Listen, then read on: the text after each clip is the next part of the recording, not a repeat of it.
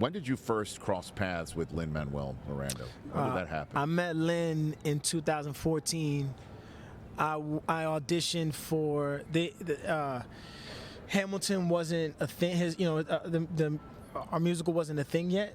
Well, In the Heights came first, right? Yeah, In the Heights came first, Right. but what was crazy was I had auditioned for those guys, that whole team for In the Heights, for 4 years prior. I didn't get the job, and later on, they're doing like this kind of developmental process of a new musical, and so I get like an email like, "Yo, there's this thing called Hamilton's Mixtape." I was like, I don't know what that is, but I was like, yeah, they're like, "Yo, Lin-Manuel's right in it. Tommy Kail's producing, the same team from In the Heights." That's what it was called. The original working title. Yeah, the Hamilton's Mixtape. Yeah, okay. yeah, because it was a collection of songs at first. You know what I'm saying? And the story, and it is a collection of songs. There's really no dialogue. There's dialogue on top of the music, but it's not. It's really just 51 tracks, and basically.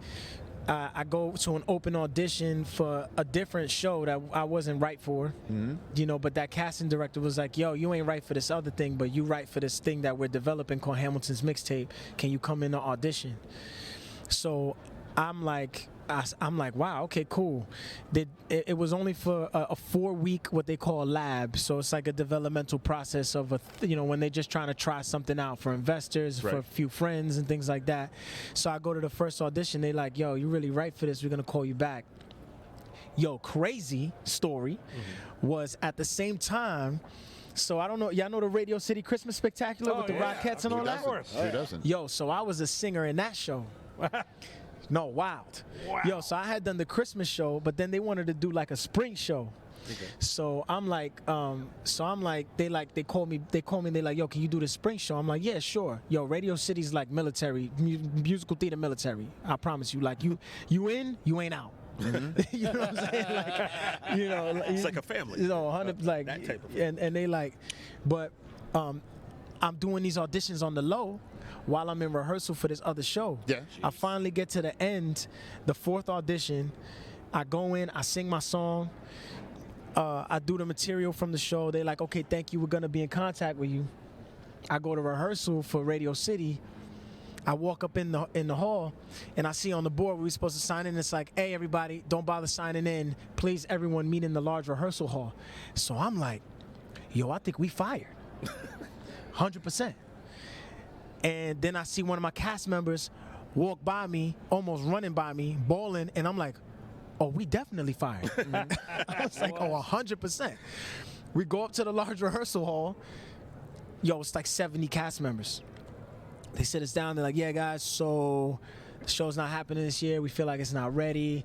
Everybody's crying. I'm like, "Oh, snap. I lost my job. I'm broke." I was already like struggling. I'm like, "Yo, please, God, like, dang, now I need a job." A couple hours later, they call me like, "Hey, we heard about Radio City. We'd love for you to be a part of Hamilton's Mixtape." Oh my gosh. It was wild. Wow. So I go and do that, and then that was how I met Lin. And that's how you get in Hamilton. And that's how I got in Hamilton. And In the Heights. And then In the Heights movie happened later on. Right. In the Heights, it was years after we did Hamilton on Broadway, I left. I started doing TV. I started doing movies and music and stuff. And then they like, "Yo, we doing the In the Heights movie." I met with the director John Chu, who my boy John, and we sat and just talked about life for like an hour and a half at some like breakfast spot in West Hollywood. And boom, I got that movie, and Transformers happened. Me and Steven, we FaceTimed, we Zoomed, for like an hour and a half. We just kicked it, talked about the movie, talked about what we want to do with the film. And like a day or two later, they're like, "Yo, Steven wants you to star in the movie." Steven, as in Steven Caple Jr. So he directed Creed 2, and he got tapped as the director of Transformers. And Michael Bay and Steven Spielberg are also producing. And that's stuff. what I was wondering, if that's the Steven you were referring to as well. But yeah, Steven, I know Steven too, man. Like Steven and I, we cool. You and Spielberg, you're cool? Yeah. That's my guy. Shout out to Steven Spielberg. What a great story that you think, like, okay, your career is taking a major hit, And then by the end of the day, actually the big break is coming, and the only way you can actually get that big break is because of what happened in Radio City. And here's a little footnote to that, because I'm almost sure this is what it was, the Easter special, right? Is what you're talking about? It was like a spring show that was being put together for April of that year. Yeah, right. And the reason that when that was scheduled, the Radio City management told the NFL, you can't have your usual draft weekend at Radio City because we need the facility for this special, this spring special. And that pissed off the NFL so significantly because they had to push 2 weeks. No, seriously, they had to push it 2 weeks into May. Yeah. And it was like Mother's Day weekend draft, which freaked the entire league out. And so the league got to thinking, maybe we just don't have it at Radio City anymore. And after that happened, they started moving the draft around the country.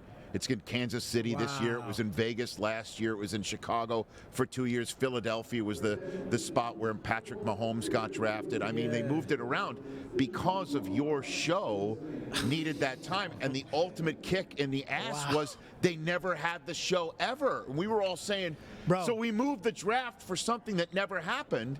And the thing that never happened kickstarts your career and the draft being all over the country. Yo, that literally is just what happened. We got a nickname for that show. So it was called Heart and Lights, and now the nickname is called Broken Hearts and Shattered Lights. That's it. Catch the Rich Eisen Show every single day on the Roku channel, 12 to 3 Eastern, for free.